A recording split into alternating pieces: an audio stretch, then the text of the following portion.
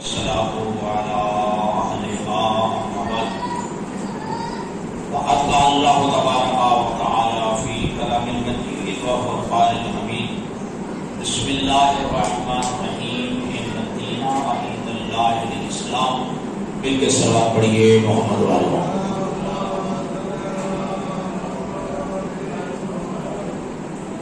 مومنین ذوی احتشام، گزشتہ جمعہ کی خدمت عالیہ میں عرض کیا کہ اللہ نے انسانوں کی ہدایت کے لیے ایک راستہ متعین فرمایا، ایک دین متعین فرمایا جس کا نام اسلام رکھا،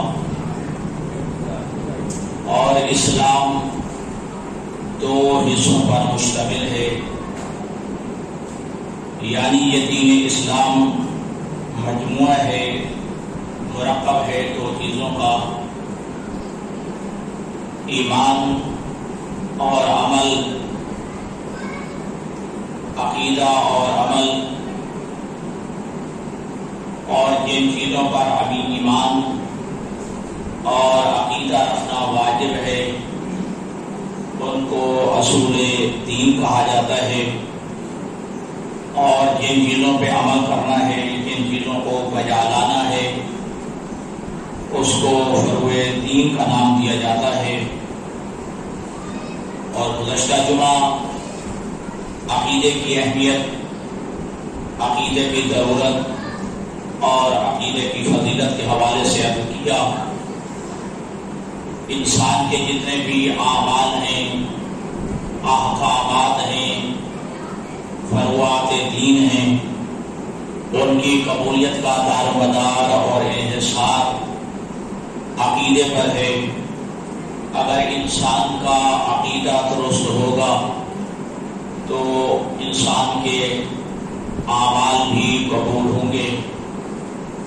عقیدہ توحید، عقیدہ رسالت، عقیدہ نبوت، عقیدہ امامت اور عقیدہ قیامت اور باقی قبر کا سوال و جواب، آخرت کا سوال و جواب اور کتابوں پر ایمان رکھنا، انبیاء ما سبق پر ایمان رکھنا، یہ عقیدہ نبوت کے ذیل میں آ جاتا ہے، عقیدہ نبوت کے ضمن میں آ جاتا ہے۔ اور عرض کیا تھا کہ الایمان والعمل والتوأمان، یہ عقیدہ اور عمل یہ دو باہم جڑی ہوئی چیزیں ہیں، عقیدہ عمل سے جدا نہیں اور عمل عقیدے سے جدا نہیں۔ یہ ایک غلط فہمی ہے، یہ ایک غلط نظریہ ہے، ایک شبہ ہے جس کا ازالہ ہونا چاہیے کہ فقط عقیدہ کافی ہے، فقط ایمان کافی ہے اور عمل کی ضرورت نہیں ہے۔ اور حضرت امام علی رضا علیہ السلام کا فرمان نشان بھی آپ کی خدمت عالیہ میں عرض کیا تھا۔ امام نے فرمایا کہ لا تدعوا العمل الصالح والاجتہاد فی العبادہ اتقالا علی حب آل محمد، کہ محبت آل محمد کے بھروسے پر عمل صالح بھی نہ چھوڑنا اور عبادت میں کوشش کو بھی ترک نہ کرنا کہ بس محبت اہل بیت ہے تو عمل کی ضرورت نہیں۔ فرمایا نہیں کہ محبت اہل بیت کے بھروسے پہ نہ عمل صالح چھوڑنا اور نہ ہی عبادت میں کوشش کو ترک کرنا۔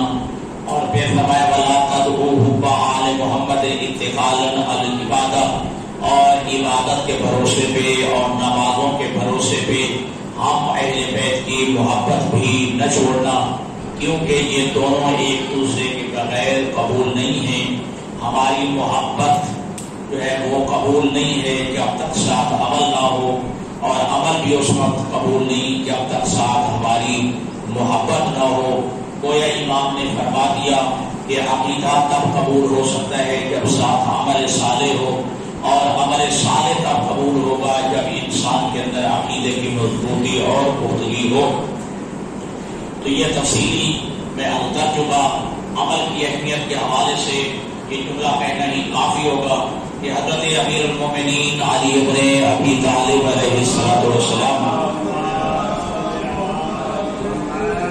ارشاد فرماتے ہیں کہ العمل و شعار المومن، کہ عمل مومن کی علامت ہے، عمل مومن کی پہچان ہے، عمل مومن کا شعار ہے، یعنی جو اپنے آپ کو صاحب ایمان کہلاتا ہے، جو اپنے آپ کو مومن کہلاتا ہے، اس پر لازم ہے کہ وہ عمل سے بھی اپنے آپ کو مزین کرے، اپنے آپ کو عمل سے آراستہ اور پیراستہ کرے، تو تب جو ہے وہ صاحب ایمان کہلائے گا، حقیقی مومن کہلائے گا۔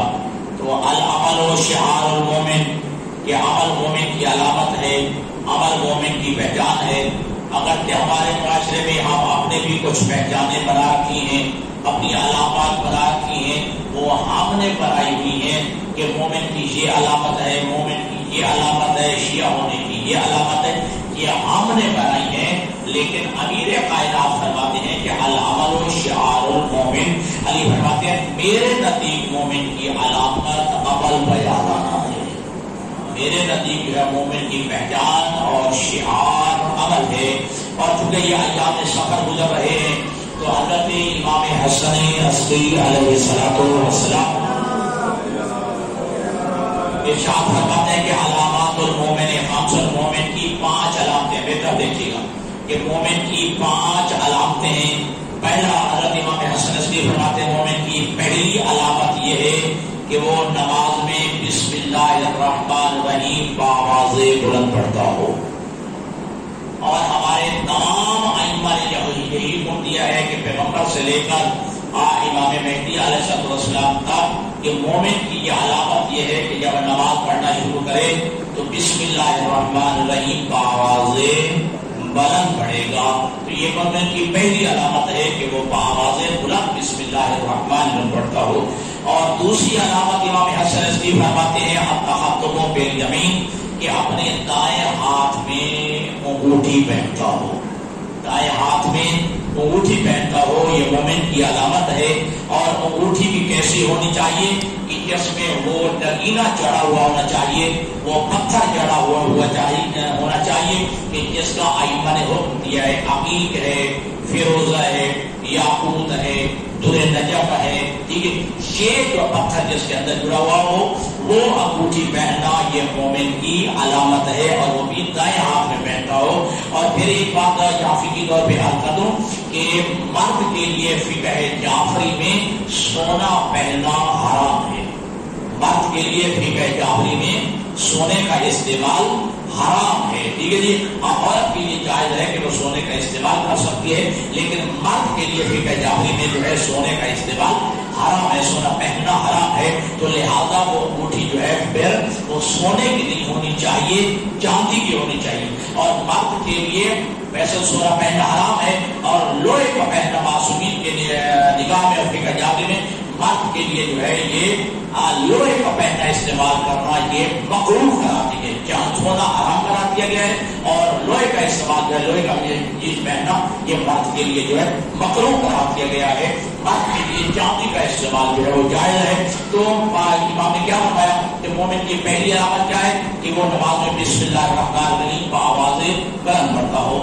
دوسری علامت کیا ہے کہ وہ اپنے دائیں ہاتھ میں انگوٹھی پہنتا ہو۔ اور تیسری علامت معصوم نے ارشاد فرمایا کہ وہ نوافل اور فرائض 24 گھنٹے میں سارے ملا کے 51 رکعت نماز ادا کرتا ہو۔ کتنے رکعت؟ 51 رکعت نماز ادا کرتا ہو، جس میں 17 رکعت جو ہے واجب ہو گئی، پھر ہر نماز کے نوافل ہو گئے، اور 11 رکعت جو ہے نماز تہجد، ٹھیک ہے۔ یہ سب ملا کے 51 رکعت نماز یہ مومن کی علامت ہے، یہ تیسری علامت۔ اور چوتھی علامت معصوم نے ارشاد فرمایا کہ وہ جب 40 آیا، 40 یعنی 20 صفر، اس دن امام حسین کا چہلم ہوتا ہے، امام حسین کا 40 ہے، اس دن جو ہے وہ زیارت 40 پڑھتا ہو، زیارت 40 پڑھتا ہو، یہ مومن کی علامت ہے۔ یہ زیارت 40 جو ہے آپ کے تحفۃ العوام میں اور مفاتیح الجنان میں لکھی ہوئی ہے کہ 20 صفر کو، یعنی 10 کو امام حسین شہید ہوئے، 10 مبارک کو، تو 40 دن بنتے ہیں۔ 20 سفر کو اربعین امام حسین ہوتا ہے، امام حسین کا چہرہ ہے، اس دن زیارت اربعین پڑھنا یہ مومن کی جو ہے علامت قرار دیا گیا احتیاط۔ اور 5ویں علامت معصوم فرماتے ہیں کہ مومن کی 5ویں علامت یہ ہے کہ وہ خاک کربلا پہ تربت امام حسین پہ، امام حسین کی قبر کی مٹی پہ سجدہ کرتا، اپنی جبین اپنی پیشانی جو ہے وہ حالت نماز میں خاک کربلا پہ رکھتا ہو، تربت امام حسین پہ رکھتا ہو۔ یہ وہ علامات ہیں کہ جو امام نے ارشاد فرمائی ہے۔ باقی کچھ علامتیں ہیں کہ جو آپ نے اپنے طور پہ کھاڑ کے بنائی ہوئی ہیں، یہ بھی مومن کی علامت ہے، یہ اپنی بنائی ہے، لیکن جو معصوم نے بتائی ہیں وہ 5 علامات یہ بتائیے۔ اور مولا کائنات علی کیا فرماتے ہیں؟ العمل شعار المومن، کہ مومن کی علامت کیا ہے؟ عمل کرنا۔ مومن کی علامت ہے عمل کرنا، ٹھیک ہے۔ اور دیکھیے آج ہم چاہتے ہیں کہ ہمارا آئمہ کی نگاہ میں ہماری عزت ہو، اللہ کے ہاں شرف ہو، اللہ کے ہاں عزت ہو۔ علی بن ابی طالب نے ایک نسخہ بتایا ہے۔ علی فرماتے ہیں کہ اللہ کے نزدیک عزت چاہتے ہو، اگر اللہ کے نزدیک بزرگی چاہتے ہو، اگر اللہ کے نزدیک شرف چاہتے ہو تو کیا ہے؟ الشرف عند اللہ بحسن الاعمال لا بحسن الاقوال۔ اللہ کے نزدیک شرف، اللہ کے نزدیک عزت، اللہ کے نزدیک بزرگی جو ہے وہ اچھی باتیں کرنے سے نہیں بلکہ اچھے اعمال بجا لانے سے۔ اللہ کے ہاں جو ہے میٹھی میٹھی باتیں، اچھی اچھی باتیں کرنے سے اللہ کے ہاں شرف نہیں ہے، اللہ کے ہاں عزت و بزرگی نہیں ہے، بلکہ بے حسن اعمال، اچھے اعمال کی وجہ سے اللہ کے ہاں شرف ہے، اللہ کے ہاں عزت ہے، اللہ کے ہاں بزرگی ہے۔ اور پھر فرمایا کہ العلم یرشدک والعمل یبلغ بک الغایہ۔ معصوم فرماتے ہیں کہ علم تمہاری ہدایت کرتا ہے، علم تمہاری رہنمائی کے لیے ہے، لیکن عمل وہ انتہا تک منزل مقصود تک پہنچانے کے لیے تمہیں عمل کرنا ہوگا۔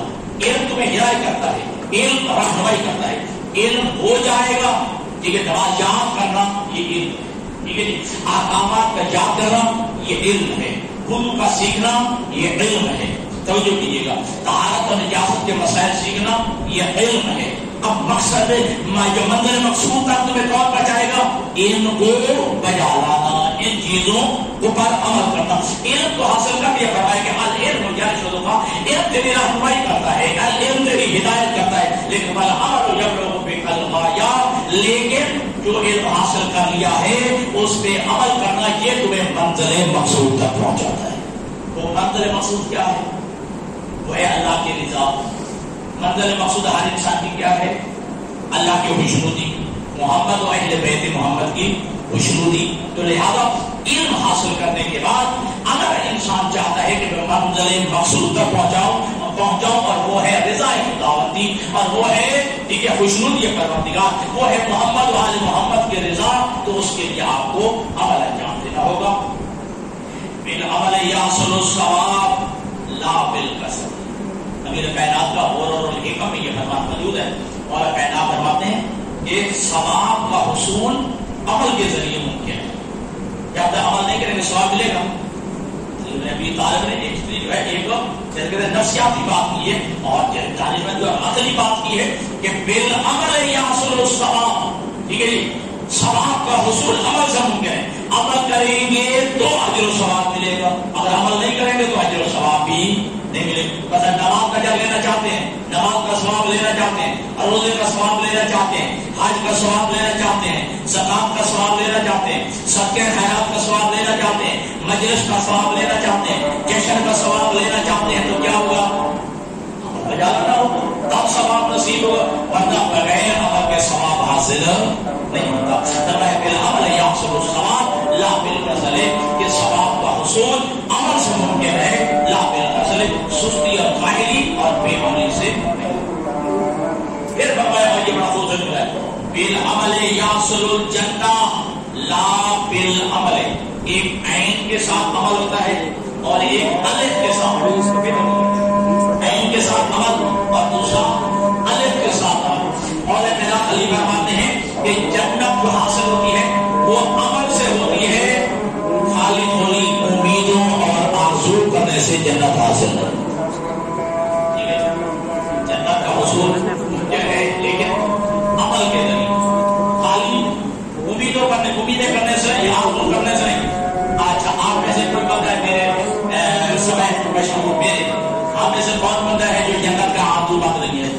جو جنت کا خواہش مند نہیں ہے، جسے جنت کی آگ میں ڈر ہونا جاتا ہے، میں بھی جنت کا خواہش مند ہوں، مجھے بھی جنت کی آگ ہے، لیکن علی فرماتے ہیں کہ جنت کا حصول عمل سے ممکن ہے، صرف امیدیں کرنے سے نہیں، صرف آرزو کرنے سے نہیں، کہیں بیٹھ کے جنت کی آرزو ہے، جنت کی امید ہے، جنت کی تمنا لیے بیٹھے ہیں، لیکن عمل انجام نہیں دیتے۔ علی فرماتے ہیں پھر جنت بھی تمہیں نہیں ملے گی جب تک تم عمل انجام نہیں دو گے۔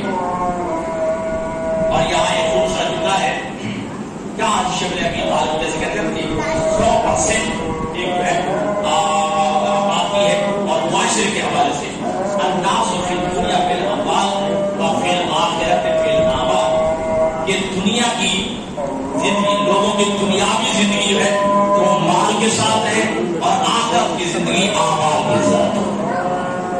یہ لوگوں کی یہ دنیاوی زندگی جو ہے وہ مال کے ساتھ ہے، مال ہے تو انسان کی زندگی جو ہے بسر ہو رہی ہے، لیکن آخرت کی زندگی اعمال کے ساتھ ہے۔ اور ایک بات ذہن ہے کہ چلو یہ جملہ میں آپ کو کرتا ہوں تاکہ اس کے ضمن میں بات آ ہے۔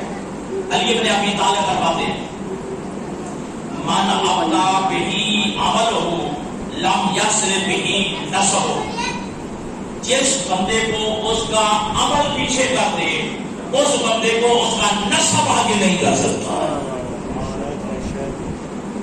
مثال دوں، حضرت آدم علیہ السلام کا بیٹا قابیل نسب میں کیا ہے؟ نبی کا بیٹا نہیں ہے، اعلیٰ نسب ہے یا نہیں؟ نبی کا بیٹا ہونا بڑے شرف کی بات ہے، نسب کے اعتبار سے اعلیٰ ہے، نبی کا بیٹا ہے، اور اگر کردار میں وقت ہو گیا اپنے سگے بھائی کا قاتل بن بیٹھا، ٹھیک ہے، اپنے سگے بھائی کا قاتل ہو گیا، حضرت حابیل قتل کر بیٹھا، ٹھیک ہے، لیکن نبی کا جو ہے بیٹا ہونا بھی اسے کوئی کام نہیں آیا، نسب چلا، لیکن نسب نے جب پیچھے کر دیا تو پھر کام ختم ہے، نسب جو ہے اسے آگے نہیں لے جا سکتا جب تک اس کا عمل جو ہے وہ آگے اسے نہیں لیتا۔ تو فرمایا من ابدا بہی عملہ لم یسر بہی نسبہ، کہ جس کو اس کا عمل پیچھے کر دے اس کا نسب اس کو آگے نہیں بڑھا سکتا۔ اور آگے مثال دوں آپ کو، حضرت نوح علیہ السلام کا بیٹا نبی کا بیٹا نہیں ہے، اعلیٰ نسب ہے نا، کنعان کا اعلیٰ نسب ہے، نبی کا بیٹا ہے، لیکن اس نسب نے جو ہے اس کو آگے نہیں کیا۔ کیوں؟ قرآن نے فرمایا اے میرا نبی لیس من اہلک، یہ اللہ نے حضرت نوح علیہ السلام سے کہا، وہ شفقت فطری جو تھی نا کہ جب یہ وہ ڈوبنے لگا تو کہا پروردگار ہے تو میرا بیٹا، تو خالق کی آوازیں لیس من اہلک، اے نوح نبی یہ تیری اہمیت سے نہیں ہے، انہ عمل غیر صالح، اس بدبخت کا عمل صالح نہیں ہے، تیرا بیٹا ہوگا، ٹھیک ہے جی، لیکن اللہ تعالیٰ لیس من اہلک، تیری اہمیت سے نہیں ہے، کیونکہ انہ عمل غیر صالح، اس کا عمل جو ہے وہ صالح نہیں ہے۔ تو جس والی فرماتے ہیں جس کو اس کا عمل پیچھے کر دے اس کا نسب جو ہے انسان کو آگے نہیں بڑھا سکتا ہے۔ جو یہ خان صاحب ہے دراصل جو غلط بھی ہے، لیکن جب تک انسان کا اپنا عمل اور کردار انسان کو جو ہے آگے نہیں بڑھاتا اس کا نسب بھی اس کو آگے نہیں بڑھ سکتا۔ اور ابو لہب حضور کا چچا نہیں، پیچھے سلسلہ بنی ہاشم سے نہیں، ٹھیک ہے جی، جناب عبد المطلب کا بیٹا ہے نا، حضرت عبد المطلب کے کتنے بیٹے ہیں؟ 10 بیٹے، ٹھیک ہے، حضرت ابو طالب، حضرت عبداللہ، جناب حمزہ، جناب عباس، جناب نوفل، جناب حارث، ٹھیک، اور یہ ابو لہب، یہ 10 بیٹے ہیں حضرت عبد المطلب کے۔ اور حضرت عبد المطلب جو ہے وہ ان کا خاندان کیا ہے؟ بنی ہاشم کا خاندان، یعنی ابو لہب جو ہے خاندان بنی ہاشم میں سے ہے، حضور کا چچا ہے، جناب عبد المطلب کا بیٹا ہے، نسب ہے نا، عالی نسب ہے نا، لیکن ابو لہب جو ہے وہ جہنم کا جو ہے وہ ایندھن ہے، جہنم کے گڑھے میں گرے گا، اس لیے کہ اس کا عمل صالح نہیں ہے۔ نسب جتنا بھی اس کا بلند ہے لیکن اس کے عمل نے جو اس کو اتنا کہ بس کر دیا ہے، اتنا ہیٹ کر دیا کہ وہ جہنم کے گڑھوں میں گر جائے گا۔ اب علی بن ابی طالب کا جملہ پھر سنیے، ذہن میں بٹھائیے، فرمایا من ابدا بہ عملہ لم یسر بہ نسبہ، جس انسان کو اس کا عمل پیچھے کر دے اس کا نسب انسان کو آگے نہیں بڑھا سکتا۔ آوازیں بلند کر صلوات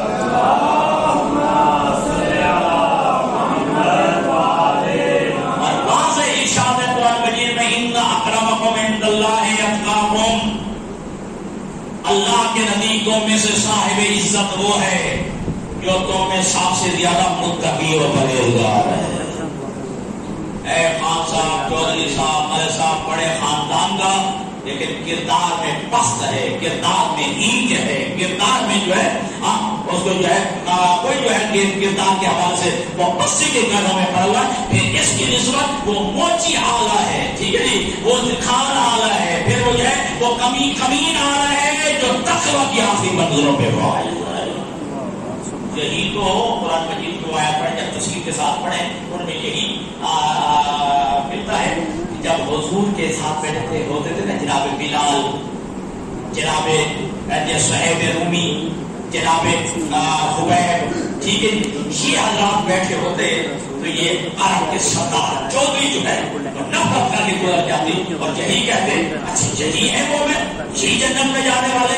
اور قرآن مجید کے آیات مبارک میں یہ ملتا ہے کہ کہا گیا اے محمد عربی اگر ان کو چھوڑ دے تو ہم مسلمان ہونے کے لیے اب تیار ہیں. اللہ نے فوراً ڈانٹ کے یہ جملہ کہا اور یہ ڈانٹ کے جو جملے قرآن مجید میں میرا حبیب یہ ایک کی خاطر ان کو نہ چھوڑے صاحبان ایمان ہے. یہ صاحبان تقوی ہیں، کیا وہ غریب ہوا، غریب ہے تو کیا ہوا، یہ حبشی ہے تو کیا ہوا، ٹھیک ہے، یہ رومی ہے تو کیا ہوا، ٹھیک ہے، ان کا رنگ سیاہ ہے تو کیا ہوا، مالی طور پہ پاک ہے تو کیا ہوا، لیکن ایمان کی منزل پہ فائز ہے. ایک دفعہ سلام پڑھیے محمد والو.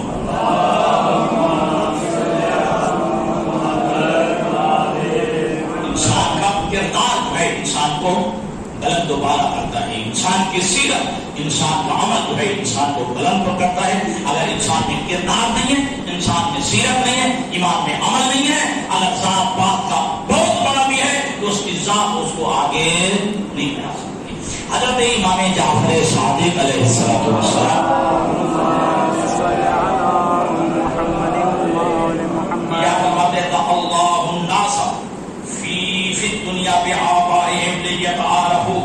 اللہ تعالیٰ نے دنیا میں لوگوں کو پکارا ہے ان کے باپوں کے نام سے، اس لیے تاکہ لوگوں کا آپس میں تعارف رہے، ایک دوسرے سے جان پہچان رہے. لیکن فی الآخرۃ بِأَعْمَالِهِمْ لِيَتَجَاوَزُوا، اور اللہ نے انسانوں کو قیامت کے دن جو پکارے گا وہ اعمال کے ذریعے پکارے گا تاکہ لوگوں کو جزا دی جا سکے، لوگوں کو اجر و ثواب دیا جا سکے. تو لہذا انسان، اور یہ قرآن کی آیت بھی ہے، میں نے آدھی چکے پڑھی ہے، اگلی آیت میں یہ حصہ ہے ان اکرمکم عند اللہ اتقاکم. پہلے اے میرے وجعلناکم شعوبا وقبائل، ہم نے تمہارے قبیلے بنائے ہیں، ہم نے تمہاری ذاتیں بنائی ہیں، ہماری تمہاری قومیں بنائی ہیں، کیسے لیے تعارف، صرف تعارف کے لیے بنائی ہیں. ورنہ ان اکرمکم عند اللہ اتقاکم، لیکن اللہ کے نزدیک صاحب عزت میں وہ ہے جو سب سے زیادہ متقی ہونے سے سب سے زیادہ صاحب عمل ہے، صاحب کردار ہے، صاحب سیرت ہے. انسان کا کردار کیا ہونا چاہیے. اور پھر اور اعتماد علی بن ابی طالب اپنے شیعوں سے مخاطب ہوئے جملہ کہتے ہیں، نہج البلاغہ موجود ہے. علی بن ابی طالب اپنے شیعوں سے کہتے ہیں لا تکن ممن یرجو الآخرۃ بغیر العمل. اے میرے شیعوں ان لوگوں میں سے نہ ہو جانا جو بغیر عمل کی جنت کی امید لگائے بیٹھے ہیں. اے میرے شیعوں، اے میرے ماننے والوں، ان لوگوں میں سے نہ ہو جانا جو بغیر عمل کے آخرت کی امید لگائے بیٹھے ہیں، بغیر عمل کے جنت کی امید لگائے بیٹھے ہیں. کیا جنت کا حصول صرف آرزو میں ہے جو پیچھے جملہ گزرا ہے، یا جنت کا حصول عمل کے ذریعے ہے؟ عمل انجام دیں گے تو جنت ملے گی، ٹھیک ہے. ہاں، تو جنت کے درجات جو ہیں وہ ملیں گے عمل کی بنیاد پر، وہ کردار کی بنیاد پر. جتنا عمل آپ کا بڑھتا چلا جائے گا اتنا جو ہے جنت میں درجات بھی بڑھتے چلے. ایک بات دین کے رکھیے گا، عقیدہ 100/100 ہے. عقیدہ 100/100. پھر سن لیجیے، عقیدہ 100/100. عقیدہ کتنا جی؟ 100/100 ہو. جنت آپ کے لیے ہے، ٹھیک ہے جی، لیکن عمل میں جتنا جتنا پڑھتے چلے جائیں گے جنت تو مل جائے گی، عمل میں جو ہے پڑھتے چلے جائیں گے تو جنت میں آپ کے درجات بڑھتے چلے جائیں گے، ٹھیک ہے، جنت میں درجات بڑھتے چلے جائیں گے۔ ورنہ جنت میں جو ہے وہ بڑا خوبصورت جملہ آیا علامہ محمد تقی نقوی صاحب نے، جنت میں تو وہ بھی چلا چاہے گا کہ جو بچہ نابالغ فوت ہو گیا، چھوٹا بچہ پیدا ہوتے ہی فوت ہو گیا، ٹھیک ہے، وہ جنت وہ بھی چلا جائے گا، مجنون بھی جنت میں جائیں گے، ٹھیک ہے جی۔ تو لہذا جنت کے اعلیٰ درجات میں جانا ہے تو پھر عقیدے کے ساتھ ساتھ تمہارے عمل میں بھی غلطی آتی چلی جائے۔ سلام پڑھو محمد والے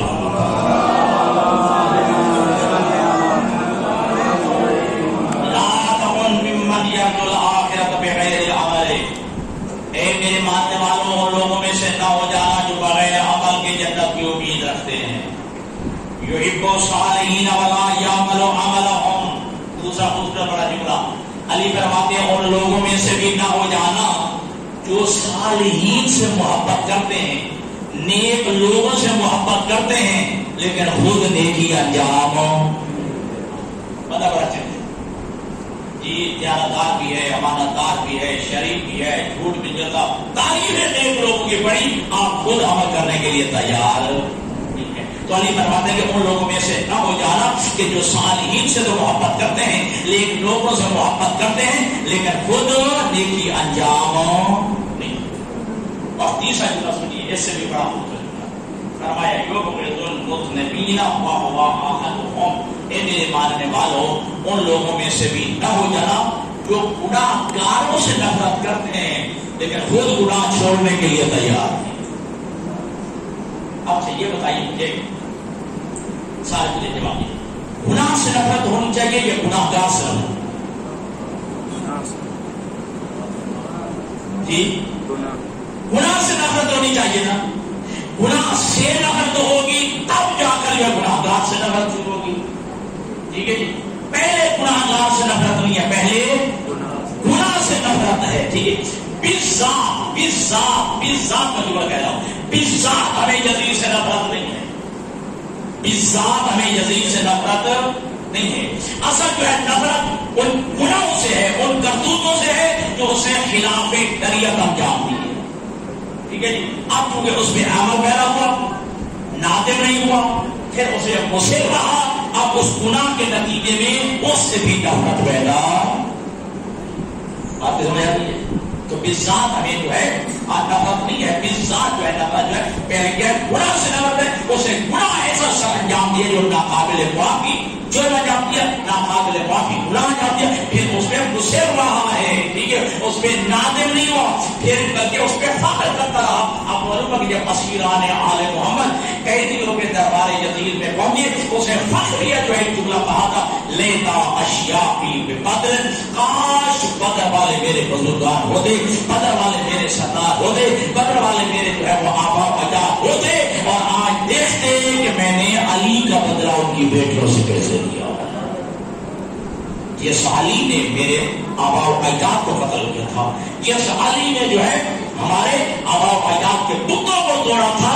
اور میں نے یہ جو کسی مجلس میں لا کر کہا تھا کہ یہ اشرف نے اپنی تاریخ جنگ بدر میں جنگ عہد میں جو ان کے بڑوں کو مارا تھا، بڑوں کو مارا تھا، اور ٹھیک ہے جی، اور فتح فقہ والے دن جو ہے ان کے سارے بتوں کو توڑا تھا، ان کا بڑا وہ جو حکم کا علی نے توڑا تھا، مارا بھی علی نے تھا، ان کے بتوں کو توڑا بھی علی نے تھا۔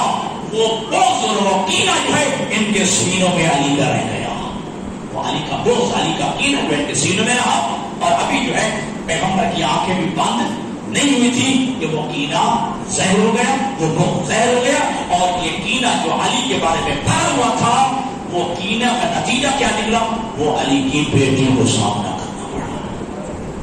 وہ علی کی بیٹیاں جو ہیں وہ بازار میں آئی ہیں، علی کی بیٹیاں دربار میں آئی ہیں، لیکن یاد رکھیے گا یہ سر تن سے جدا ہو گیا ہے، ٹھیک ہے جی ہاں، لیکن یاد رکھنا کوئی بدبخت جو ہے جتنا بھی نفس بھی کی نہ ہو، لیکن آل محمد کے کردار پہ انگلی نہیں اٹھا سکتا ہے، آل محمد کے عمل پہ جو ہے وہ انگلی نہیں اٹھا سکتا ہے۔ اور کتنا اہل بیت کو جو ہے قرآن سے وابستہ تھے، کتنا اہل بیت جو ہے دین کے ساتھ وابستہ تھے، یہ آپ کا تن جو ہے، آپ کا تھر جو ہے وہ کربلا کی سرزمین پہ ہے، لیکن آپ کا سر رو کے لیے ذبح قرآن پڑھ رہا ہے، اور اہل بیت رسول کی اس وقت بات زیادہ پڑ گئی ہے اور وقت بھی ختم ہو رہا ہے. کتنا کردار کے حوالے سے آل محمد بلندر تھے، بالا کار تھے کہ 3 دن برابر دربار یزید کے بعد باپو ساتھ میں کھڑے رہے. آج تک کوئی اصلی دشمن بھی ثابت نہیں کر سکتا علی اور اولاد علی اور علی کی بیٹیوں سجاد سمیت کسی کی نماز قضا نہیں کھا ان کی نماز قضا ہوئی. ٹھیک ہے، اور وہاں کربلا سے لے کر کے کوفہ سے لے کر شام تک جو ہے وہ آپ نے کہا حسین میں عزت اسیر کے آئے ہیں، لیکن آپ کی نمازیں بھی قضا دیں گے، واجب نماز بھی قضا دیں گے. حتیٰ کہ جناب سیدہ کے بارے میں وہ جو وصیت تھی امام حسین کی آپ نے یا اختی لا تنسینی فی صلاۃ اللیل، اے میری بہن زینب مجھے نماز تہجد میں نہ بھلانا، مجھے نافلہ نماز میں نہ بھولانا.